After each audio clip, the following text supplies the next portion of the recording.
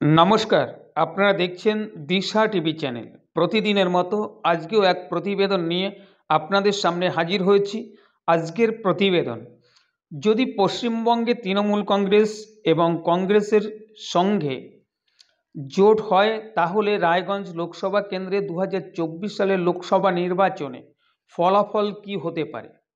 তো এক এক করে আপনাদের সামনে কিছু তথ্য তুলে ধরব, সঙ্গে থাকবেন, সম্পূর্ণ ভিডিওটা দেখবেন, তাহলে জানতে পারবেন। এই কেন্দ্র থেকে 2004 সালে প্রিয়রঞ্জন দাস মুন্সি কংগ্রেসের প্রার্থী হয়েছিলেন এবং জয়লাভ করেছিলেন।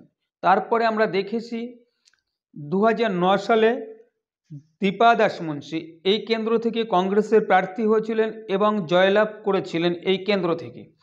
তারপরে দেখেছি আমরা মোহাম্মদ সেলিম সিপিআইএম প্রার্থী হয়েছিলেন 2014 সালে, এই কেন্দ্র থেকে জয়লাভ করেছিলেন এবং এমপি হয়েছিলেন। তারপরে পরে আমরা দেখেছি 2019 সালের লোকসভা নির্বাচনে এই কেন্দ্র থেকে বিজেপির প্রার্থী হয়েছিলেন দেবশ্রী চৌধুরী এবং 2019 সালের লোকসভা নির্বাচনে এই কেন্দ্র থেকে দেবশ্রী চৌধুরী জয়লাভ করেছিলেন এবং এমপি হয়েছিলেন। এবার আমরা দেখে নেব 2004 সালে এই রায়গঞ্জ লোকসভা কেন্দ্র থেকে জিতেছিলেন প্রিয়রঞ্জন দাস মুন্সি, কংগ্রেস প্রার্থী ছিলেন এবং এই কেন্দ্র থেকে জয়লাভ করেছিলেন। এখানে সিপিএম সেকেন্ড পজিশনে ছিল। 2009 সালে এই কেন্দ্র থেকে কংগ্রেস প্রার্থী দীপা দাস মুন্সি এখান থেকে জয়লাভ করেছিলেন এবং এমপি হয়েছিলেন। সেকেন্ড পজিশনে ছিলেন সিপিআইএম প্রার্থী এবং থার্ড পজিশনে বিজেপি প্রার্থী। রায়গঞ্জ লোকসভার 2014 সালের লোকসভা নির্বাচনে সিপিআইএম প্রার্থী মোহাম্মদ সেলিম এই কেন্দ্র থেকে প্রতিদ্বন্দ্বিতা করেছিলেন এবং জয়লাভ করেছিলেন। Second position Congress, third position BJP এবং 4 নম্বর পজিশনে ছিল তৃণমূল কংগ্রেস। এবার দেখে নেব রায়গঞ্জ লোকসভার 2019 সালের ফলাফলটা।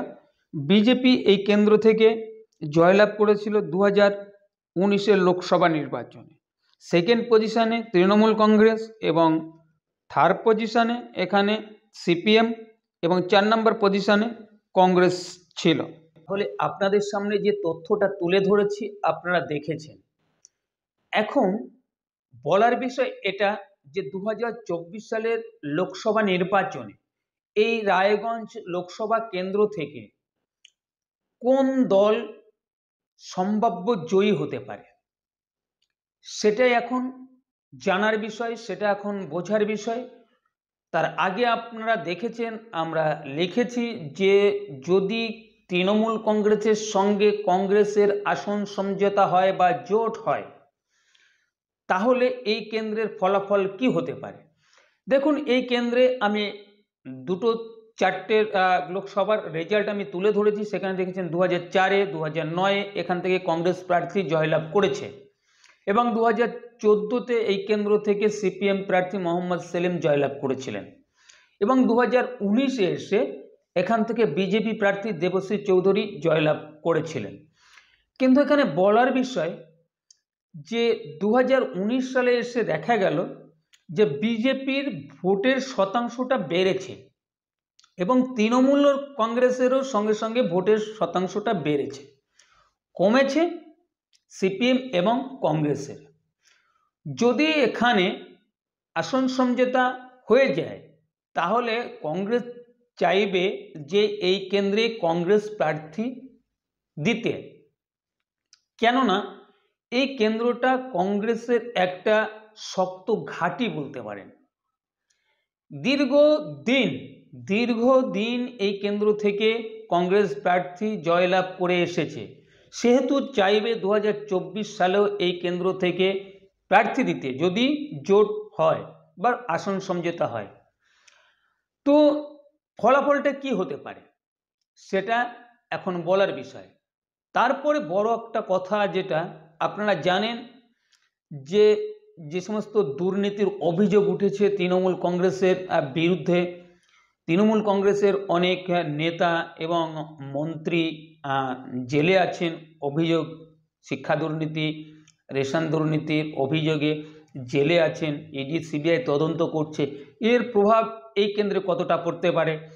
এবং তৃণমূল কংগ্রেস যেটা বলছে যে 100 দিনের কাজের টাকা কেন্দ্র সরকার আটকে রেখেছে, এর প্রভাব কতটা পড়তে পারে এই লোকসভা কেন্দ্রে।